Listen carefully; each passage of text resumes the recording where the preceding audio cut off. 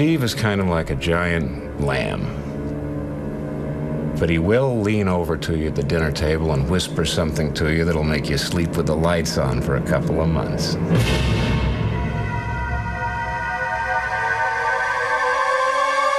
He's come from nothing to being one of our wealthiest writers.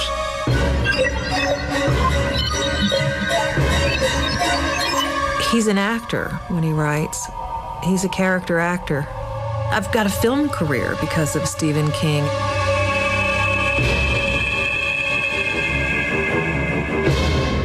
I like to have my hooks into the reader entirely. And really, if I had my druthers, I'd have somebody in a situation where they would get to the end of chapter 9 and say, I think I'll sleep with the light on.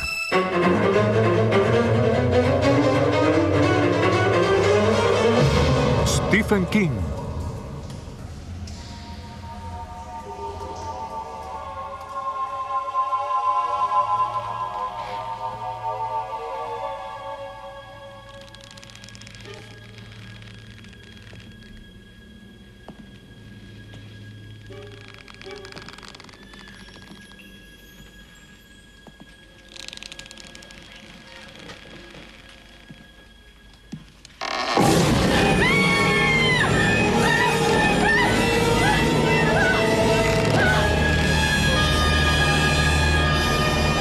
He's often seen strictly as a horror novelist, but he's anything but.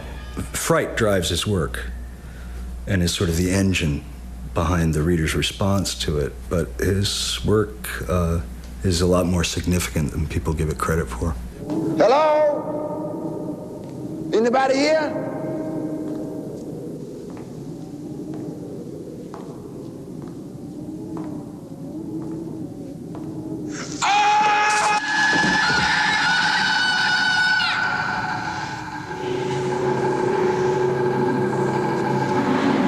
Do I like to scare people? Yeah, I do.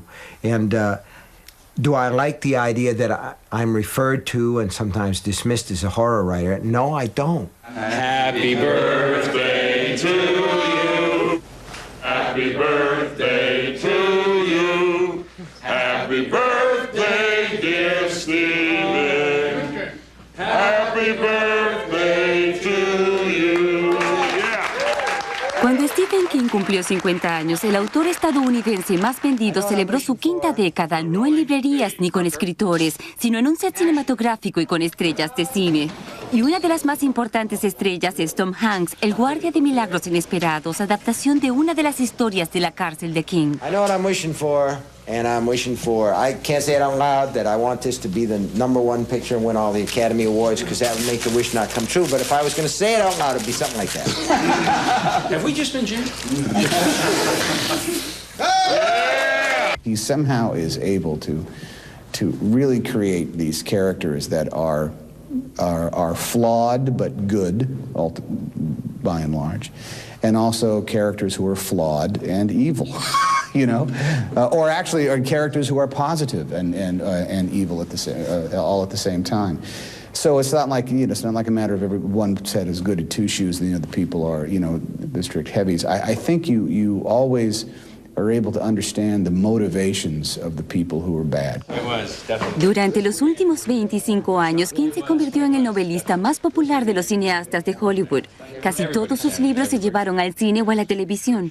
Se hizo famoso en la década del 70 con clásicos del horror como Carrie, El Resplandor. Como casi toda la obra de King, sus historias también abordan profundos traumas emocionales e inclusive transcurren en un ámbito familiar común. One thing that he did that Steven Spielberg did in the realm of fantasy was ground it in the real world. You see references to brand names, people eat at McDonald's, they shop at Kmart, they do all the things that we do in the real world that you weren't used to seeing in television and films. He took horror out of the creaky old castle in Transylvania and really placed it next door.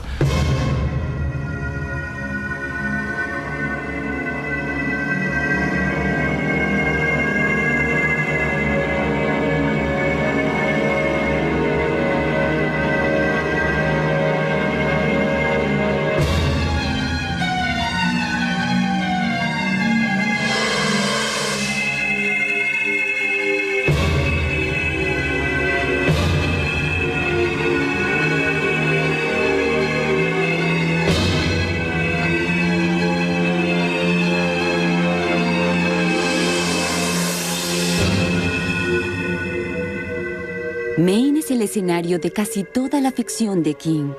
Se trata de una región no muy poblada cerca de la frontera con Canadá. Por su aspecto es uno de los lugares más bonitos y tranquilos de los Estados Unidos, pero él lo convirtió en el estado más sangriento y terrorífico del país. Maine is basically a backwoods state, and it's very poor. It's one of the last places in America that's actually a region. In Maine, you have people who have a very distinctive accent, so that outlanders sometimes have trouble understanding them. Most of them dress exactly the same way. They're missing a bunch of teeth. They're wearing feedlot caps. They drive pickups. The rawness is still there. It doesn't have that bland quality that Americans tend to associate with the words suburbia. The real violence in the United States is committed by people who feel very much like they're on the margins of success or the margin of popularity. And I think King has penetrated what that's all about, and he's found it by staying in Maine.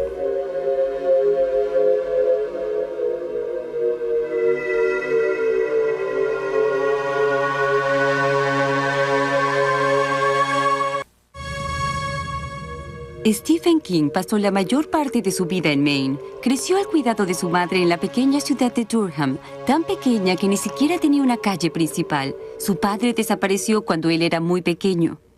When I was 2, he left. He just bugged out, gone. And we moved around a lot after that, and I think that she was looking for him, trying to get him to pay support. She died of cancer.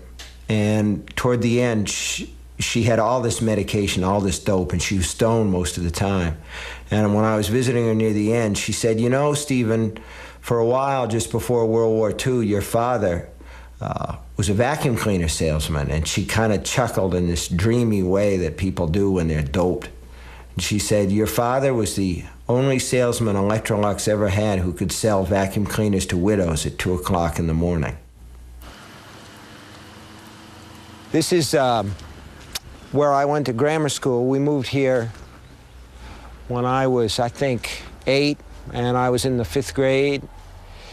Went to 5th, 6th, 7th grade here, and I was definitely the smartest pupil in my class because there were only 3 of us, and there was one kid who was a stutterer, and the other one was mentally enfeebled, and then there was me. It hasn't changed as much as I thought. This road used to be all dirt when I was a kid. But the Harrington's house is still over there, and that's my aunt's house down there, the brick one.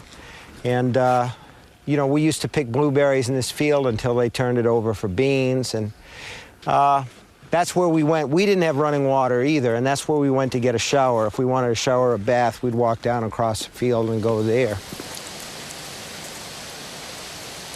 When I was a kid, we'd come down here and fish. Nobody ever went swimming. Hey, it's not that deep. You can walk across.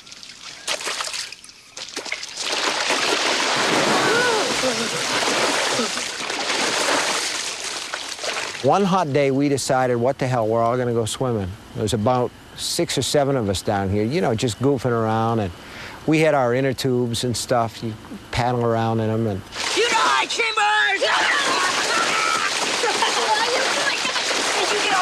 this one friend of mine, David Hanna, did a handstand, and his feet came right up out of the water, and he's covered with these black things. They're all over his legs. He's a redhead. He's a little chubby pink legs. Hey, Vern, there's something on your neck. Yeah, right. I'm not falling for that one a chance. No, Vern, there is something on your neck. It's a leech. And I took a look at that, and I go, Jesus, I cannot believe that. We got to get out of here. So we all go out, and we were covered with them. We were covered with bloodsuckers. And we picked them off each other the best way that we could, and we're all crying, and this, my cousin, Robbie Donahue, saying, be careful, if you pull them too hard, you'll leave their mouths in them, and they'll infect, and all this other stuff. So we're pulling them off, and some of them are dropping off because they're full. And then I hear this one kid saying, oh my God, look at this. And he's got his bathing suit out like this, and he's looking in his bathing suit. And he's going, Steve, help me. You gotta help me. You gotta get it off. I says, I'm not reaching inside your bathing suit, Chris, man. I'm not doing that. You'll have to. So he reached down, and he brought his hand out, and his hand is just covered with blood. He got the thing off. The thing was huge. It had battened on his testicles. It had gotten in his bathing suit somehow, battened on his testicles. And he said, here it is. And he just, his eyes rolled up, and he went right over backward in a dead faint. And about 10 years later, I was working on this story called The Body that became a film, Stand By Me. And I was thinking about that, and I stuck that in there, and I stuck in everything that I could remember from the time.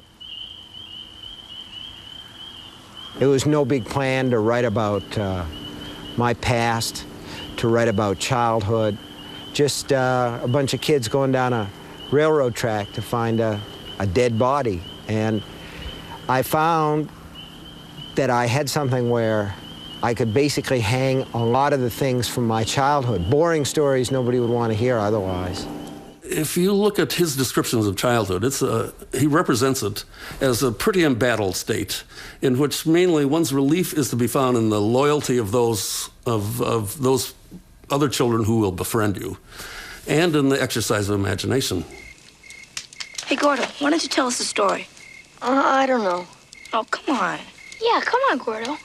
But not one of your horror stories, okay? I don't want to hear no horror stories. I'm not up for that, man.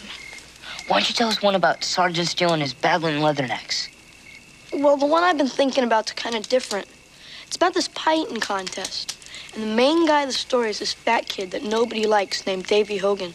He's like Charlie Hogan's brother, if he had one. Good, Vern. Millions of children have less than blissful childhoods, but very few of them turn out to be good writers. So it's not causal, you know.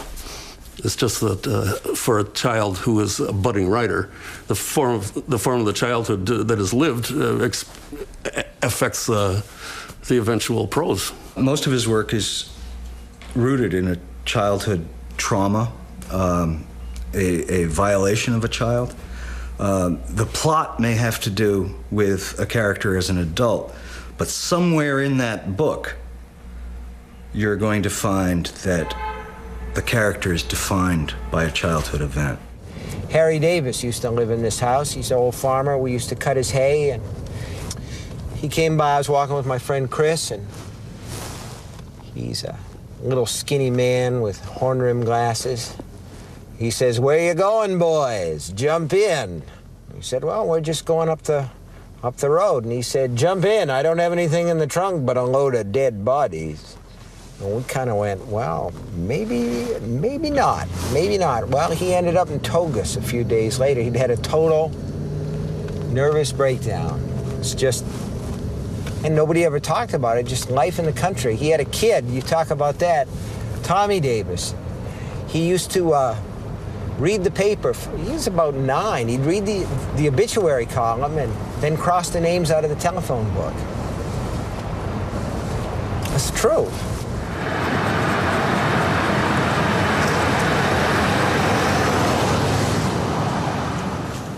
This is where I grew up here. This was our house, the old Hood place. It's changed a lot, but that was my bedroom up there, you see. I wrote 2 books that were eventually published in that room. One of them, Rage, which has since been withdrawn from publication because it's about a kid who takes a gun to school and starts shooting his classmates with them. I've written a lot of books about teenagers who are pushed to violent acts. But with Rage, it's almost a blueprint in terms of saying, this is how it could be done. And when it started to happen, particularly, there was a shooting thing in Paducah, Kansas, where 3 kids were killed in a prayer group. And the kid who did it, that book was in his locker. And I said, that's it for me, that book's off the market. Not that they won't find something else, and not that, you know, I don't think that any kid was ever driven to an act of violence by a Metallica record or by a Marilyn Manson CD or by a Stephen King novel, but I do think those things can act as accelerants. And the real question about violence in America, as opposed to, say, the violence in England or Scotland, those places, is you only have to correlate one thing, and that is the difference in the availability of guns. Guns is what it's really about. But there's a whole culture of violence in this country, and I'd be the last person to deny that I'm a part of that, but I'm only a child of my culture. La fascinación de King por la violencia adolescente se despertó muy temprano. Cuando tenía 10 años llevaba un extraño cuaderno de recortes sobre el asesino en serie más famoso de los Estados Unidos en la década del 50, Charlie Starkweather. Starkweather llevó a cabo una carnicería en Nebraska y en Wyoming con su novia de 14 años, Carrie Ann Fugate. Mataron 11 personas, entre ellas a los padres de Fugate. In the cattle town of Douglas, Wyoming, end of the trail for a smart aleck gunman. Components of his arsenal are shown here after he was taken into custody. A trail of 11 killings from Lincoln, Nebraska into Wyoming. A 3-day spree until Charles Starkweather, 19, landed behind prison bars. He was the first outrider of a new age. And serial murder has become a kind of touchstone experience worldwide, not just in America. But as in so many other things, I think that when it comes to serial murder, America does lead the way. But in the 50s, that sort of thing didn't happen, or at least it didn't happen very often. I kept the scrapbook because I wanted to know what to look for and what to avoid. There was a total double zero in that kid's face. I really did see something in there that was inhuman. But I don't mean inhuman like demonic. It was like double zero on a roulette wheel. Nothing. No good, no evil, just whatever there is, you know, somewhere out there between the Milky Way and the next galaxy. He was, you know, hey, the lights are on, but nobody's home. And I had the idea at 10 that if I sort of committed his, not just his face, but his MO to memory, that I could avoid people like that. And I think probably there's a hot circuit somewhere inside. Even at 10, you're the potential of the person that you're going to be. And yeah, I suppose he called to me. As story material, he called to me. Or there was a voice inside that said, this is the guy, you're going to spend your life writing about this kind of evil. So here's where you start. This is the starting line.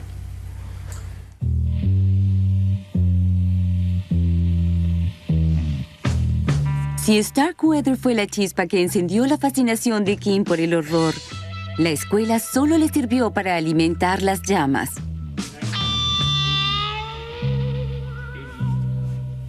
I hated school.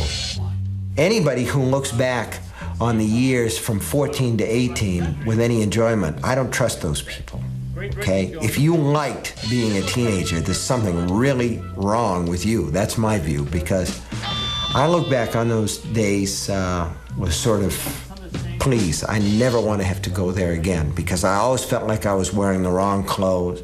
I always felt like I had too many spots on my face, and I really didn't have bad acne at all. I was very lucky that way.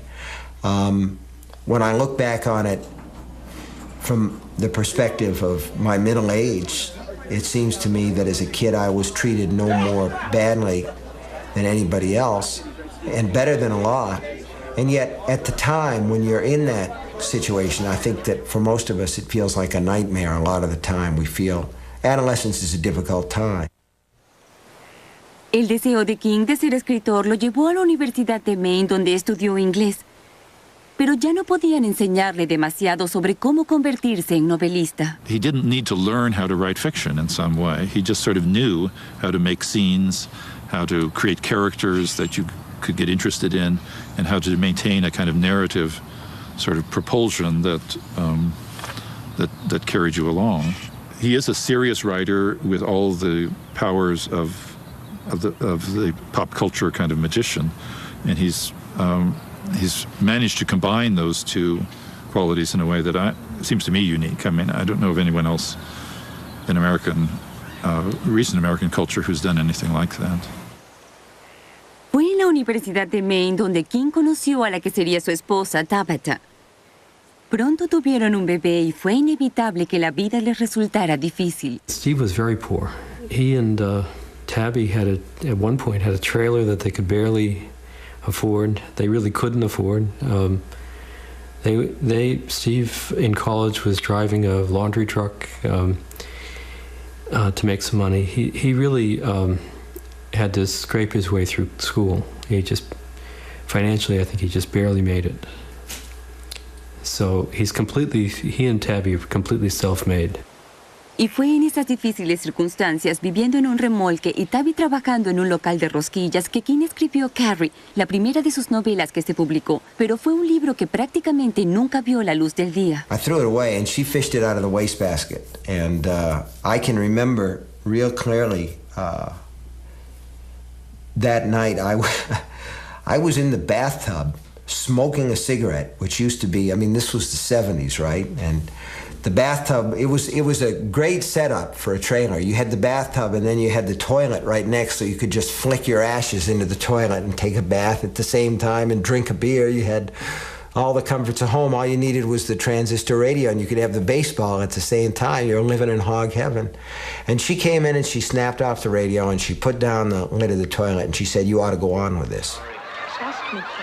Carrie es la historia de una chica que usa sus poderes sobrenaturales para vengarse de los compañeros que la molestaban en la escuela secundaria.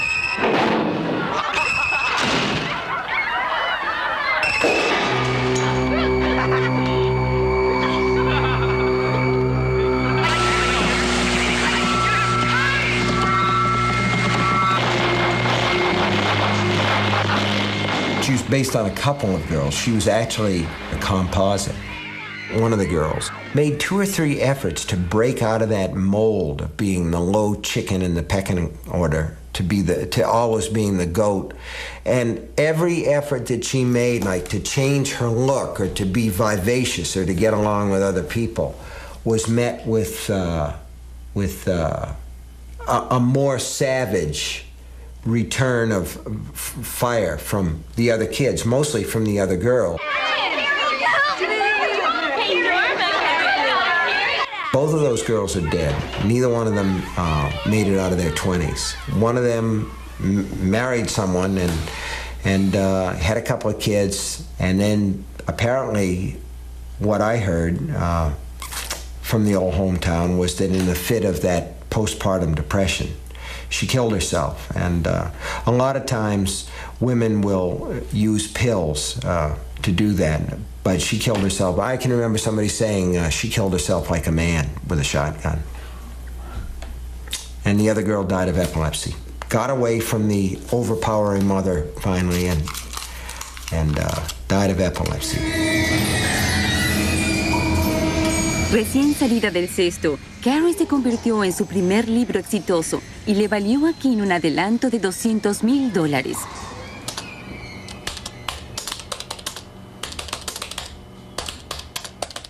Ahora King podía permitirse ser un escritor de tiempo completo y siguió hallando inspiración para su trabajo en las pequeñas cosas amenazadoras de la vida cotidiana.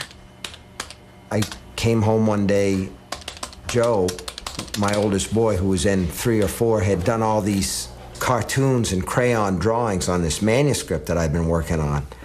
And it was this sweet stuff like "Hello, Daddy" and cards and sons and big tall guys, you know, like kids draw with crayons where the legs look like daddy long legs things. And I was thinking to myself, little son of a bitch, I could kill him. I could kill him. Look at this stuff. And that became the basis of The Shining.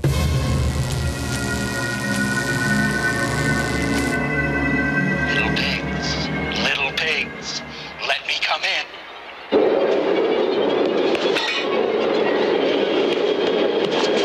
Not by the hair on your chinny chin chin. Then I'll huff, and I'll puff, and I'll blow your house in.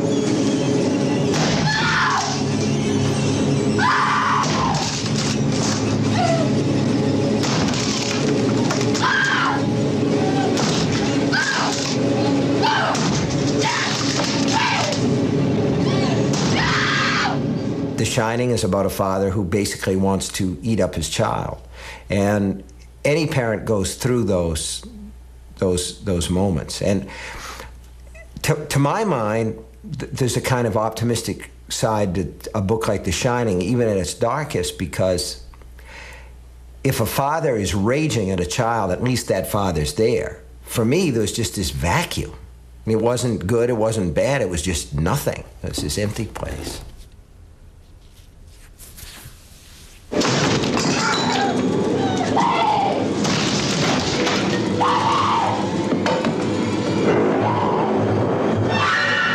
Here's Johnny.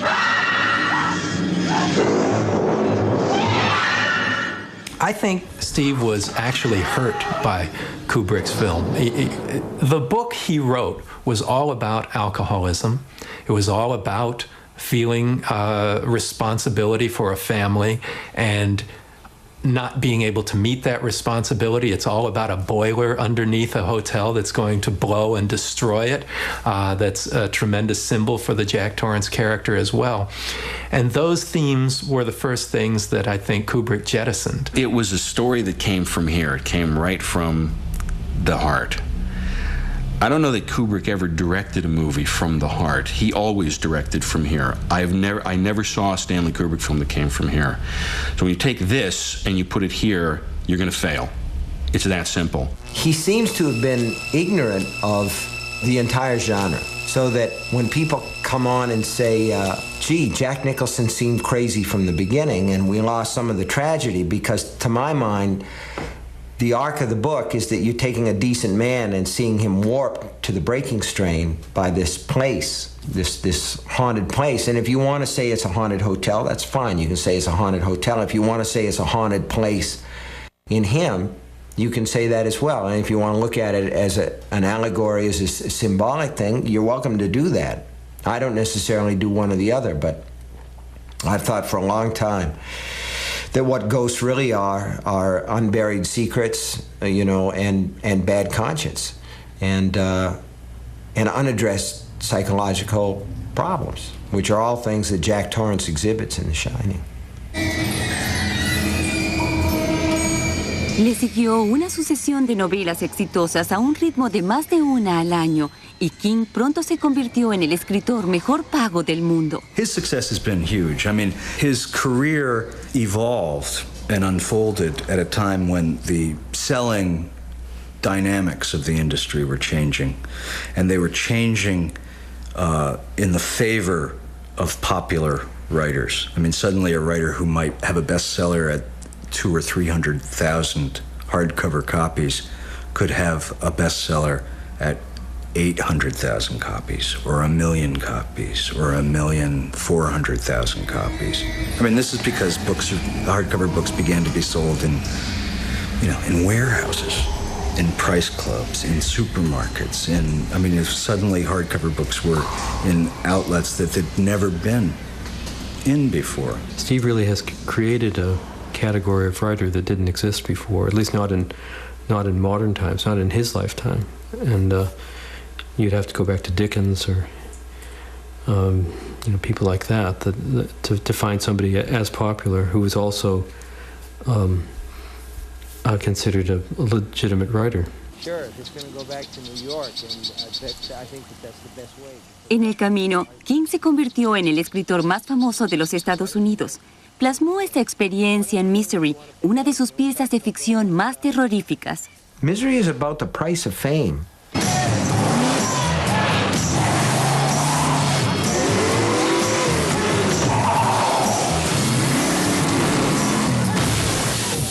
Misery cuenta la historia del novelista Paul Sheldon, que tiene un accidente con el automóvil y a quien rescata y atiende su admiradora número 1, Annie Wilkes, papel que interpreta Kathy Bates. I'm your #1 fan. There is nothing to worry about. You're gonna be just fine. I'll take good care of you. I'm your #1 fan. I remember being in New York doing a play, and I was staying with a college friend of mine, and he came in with the novel Misery, hardbound, that he'd bought, and he'd just finished reading it, and he handed it to me, and he said, when they make this into a movie, you've got to do this. Ella encierra al escritor en su casa y lo obliga a resucitar a su personaje favorito que él había matado en su última novela. What's the matter? I'll tell you what's the matter. I go out of my way for you. I do everything to try and make you happy. I feed you, I clean you, I dress you, and what thanks do I get? Oh, you bought the wrong paper, Annie. I can't write on this paper, Annie. Well, I'll get your stupid paper, but you just better start showing me a little more appreciation around here, Mr. Man. I described it when I was still writing jacket copy for his books as a love letter to his fans. But of course, it's a Stephen King love letter, you know. He's scared to death of them. Misery, although was much more of was horrific, it was a very realistic, character-based horrific piece. I mean, there wasn't, you know, like Carrie or, you know, supernatural things were happening. It was based on something that could really happen to somebody. A person really could be kidnapped and tortured by a deranged fan. I mean, that kind of thing we know about, we read about in the papers and things like that. Paul. So if you'd like me to stay and play some more for you, I'd love to. I know you've been out.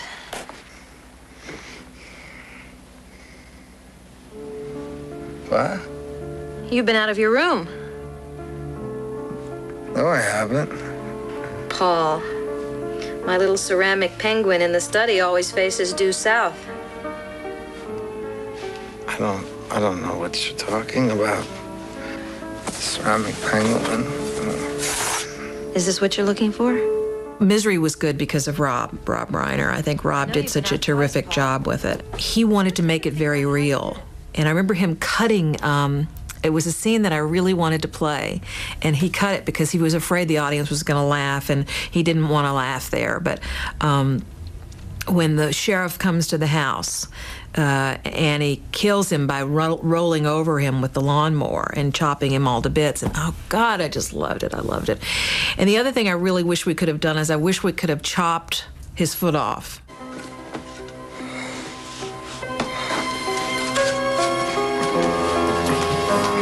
Annie, whatever you're thinking about doing, please don't do it.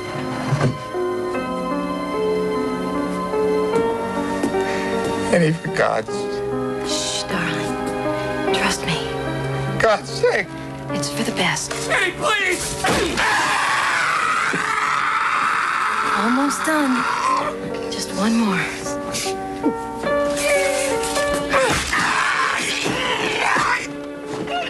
To me, going from scalpel to knife to axe was just, that was the range of the grand guignol that was Annie Wilkes. So going from scalpel to knife to sledgehammer just kind of didn't work for me. I really thought, and the way in that she cauterized it with a blowtorch. I mean, that was just, there was such a sense of simplicity and logic about that I was sorry that we couldn't replicate that in the film. It would have been very difficult to replicate it. God, I love you. Durante la mayor parte de su carrera, el arte de King reflejó su vida. Pero fue después de Misery que él experimentó el horror del arte reflejado en la vida. Un admirador enajenado irrumpió en su casa.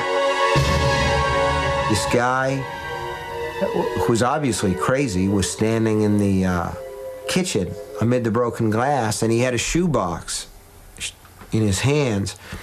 And my wife says, "Who are you? What are you doing here?" She's in her nightgown and bare feet. And the guy said, "This is a bomb.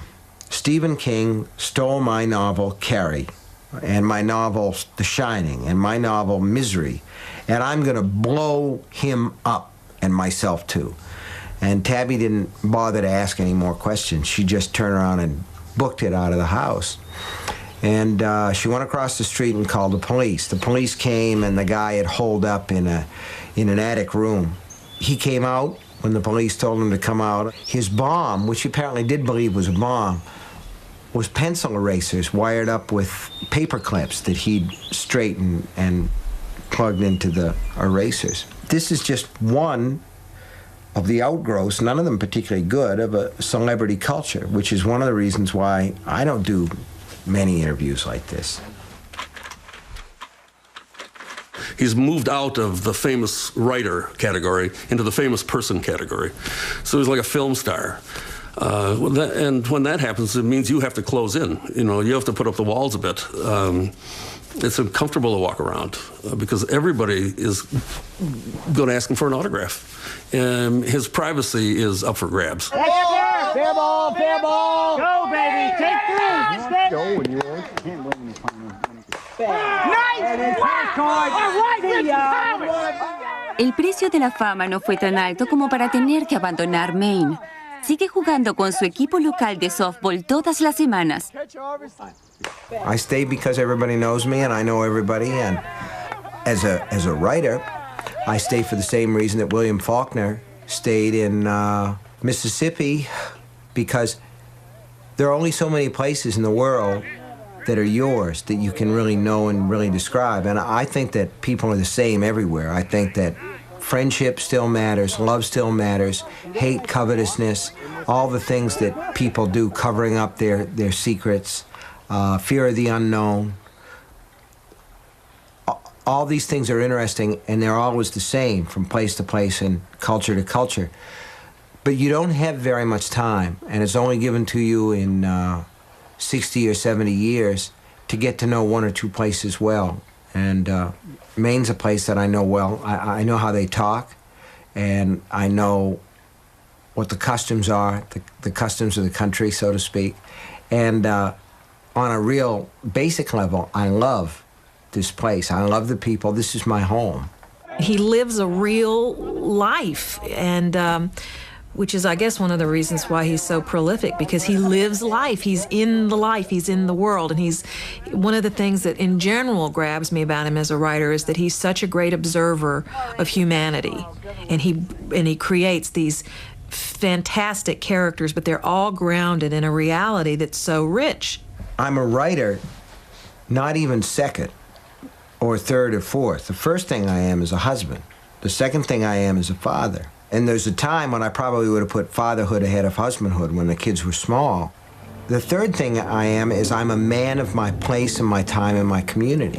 And I have to be all those things first, because if I want to be a writer, everything trickles down. King parece llevar una vida ideal de escritor, pero tuvo que librar una dura batalla con los tormentos y horrores de graves problemas personales. When I first began working with him, we went to a bar when he was in New York, and we sat down, and I ordered a beer, and Steve ordered 3. You know, but he's a big guy. He's not as big now as he used to be. But I thought, okay, there's a guy who doesn't want to wait for his second one, and he doesn't want to wait for his third one either. Whatever compulsion is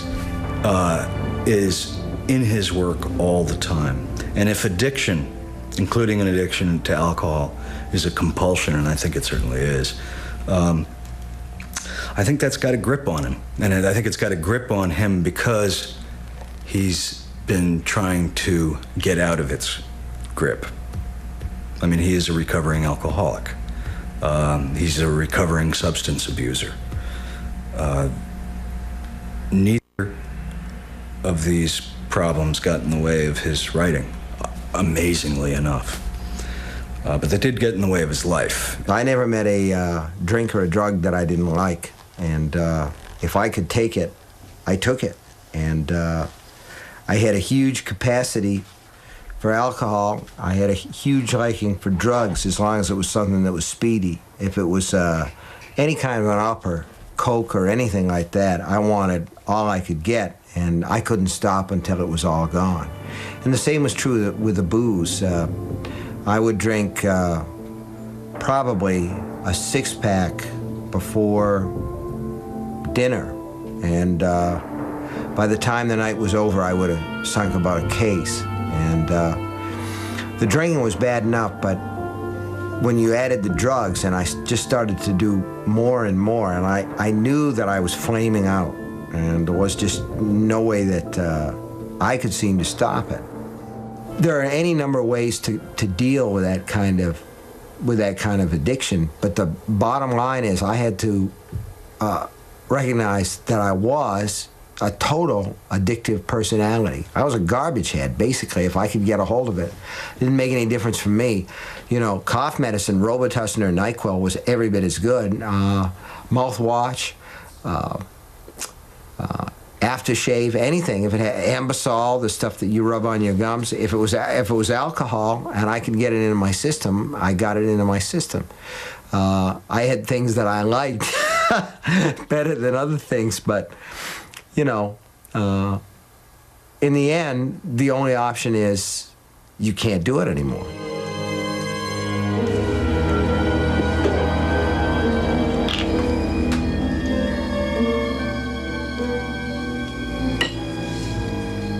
Don't say a goddamn word.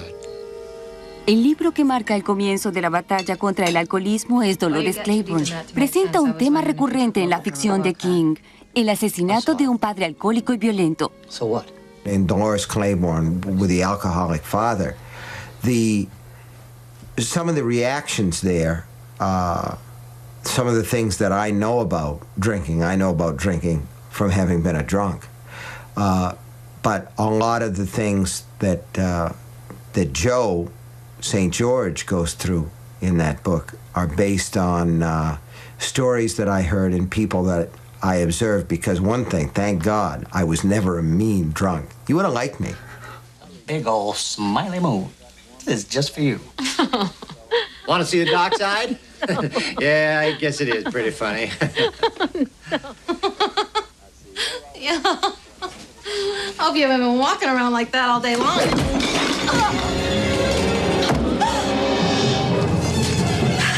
Why the hell you make me do it?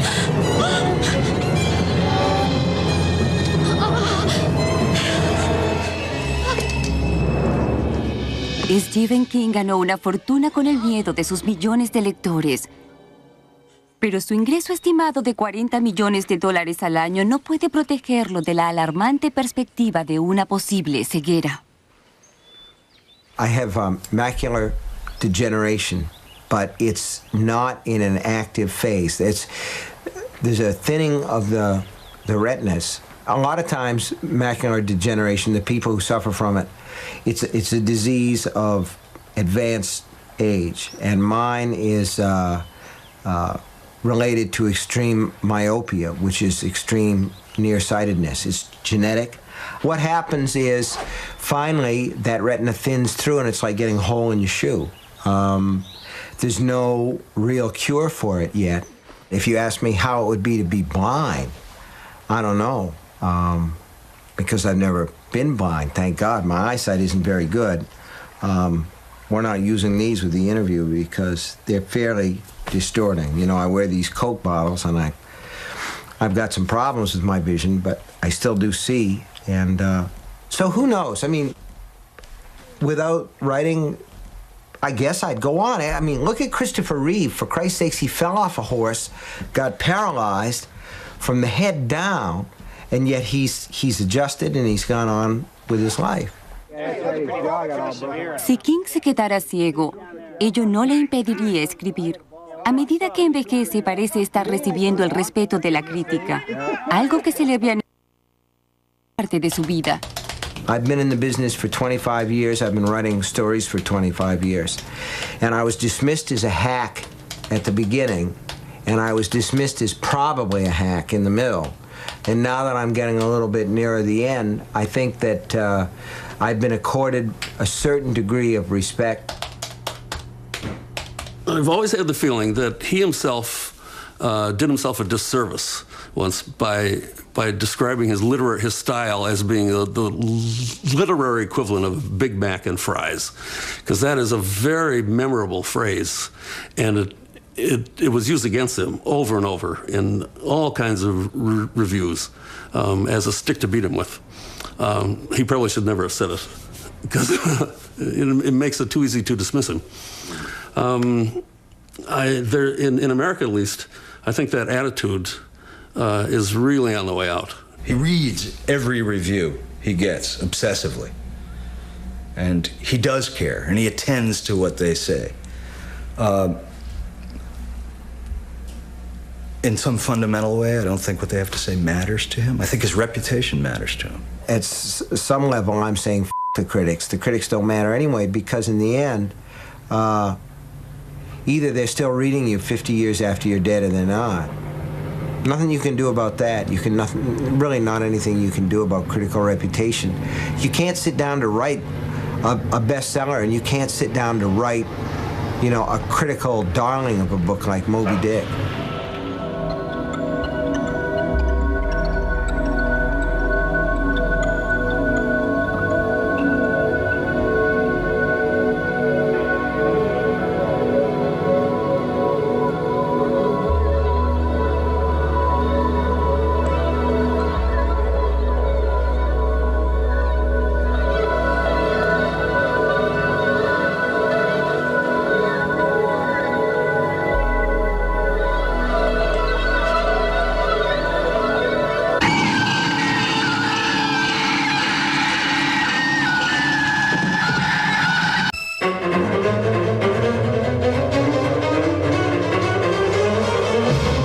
Stephen King.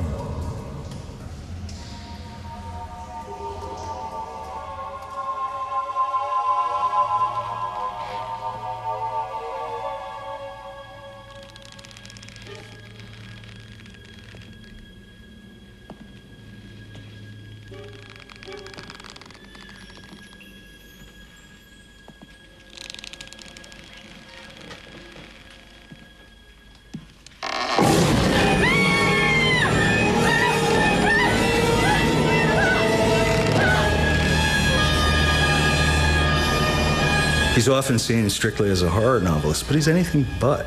Fright drives his work and is sort of the engine behind the reader's response to it, but his work is a lot more significant than people give it credit for. Hello?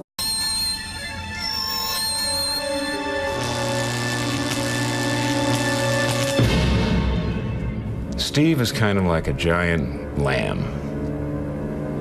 But he will lean over to you at the dinner table and whisper something to you that'll make you sleep with the lights on for a couple of months.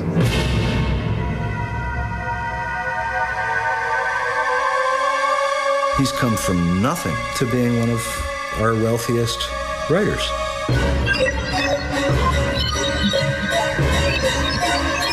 He's an actor when he writes. He's a character actor. I've got a film career because of Stephen King.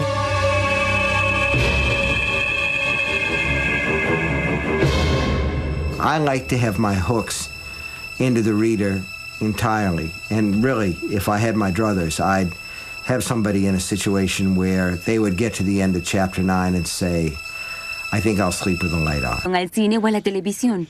Se hizo famoso en la década del 70 con clásicos del horror como Carrie y El Resplandor. Como casi toda la obra de King, sus historias también abordan profundos traumas emocionales e inclusive transcurren en un ámbito familiar común. One thing that he did that Steven Spielberg did in the realm of fantasy was ground it in the real world.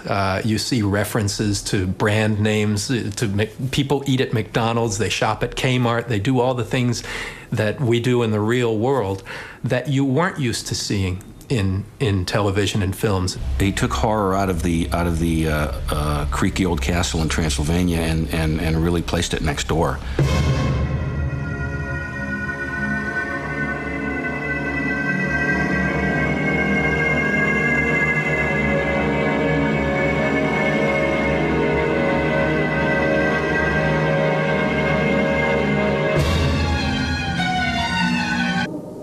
Anybody here?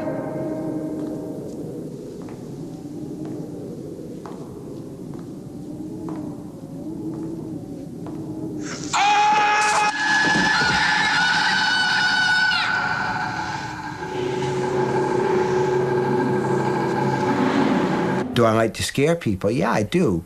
And do I like the idea that I'm referred to and sometimes dismissed as a horror writer? No, I don't. Happy birthday to you. Happy birthday to you. Happy birthday, dear Stephen. Happy birthday to you. Cuando Stephen King cumplió 50 años. El autor estadounidense más vendido celebró su quinta década, no en librerías ni con escritores, sino en un set cinematográfico y con estrellas de cine. Y una de las más importantes estrellas es Tom Hanks, el guardia de milagros inesperados, adaptación de una de las historias de la cárcel de King. I know what I'm wishing for, and I'm wishing for, I can't say it out loud, that I want this to be the #1 picture and win all the Academy Awards, because that would make the wish not come true. But if I was going to say it out loud, it'd be something like that. Have we just been jammed? He somehow is able to really create these characters that are flawed but good, by and large, and also characters who are flawed and evil, you know, or actually are characters who are positive and evil at all at the same time. So it's not like, it's not like a matter of every one set is good at two shoes, the people are, the strict heavies. I think you always are able to understand the motivations of the people who are bad. Durante los últimos 25 años, King se convirtió en el novelista más popular de los cineastas de Hollywood. Casi todos sus libros se llevaron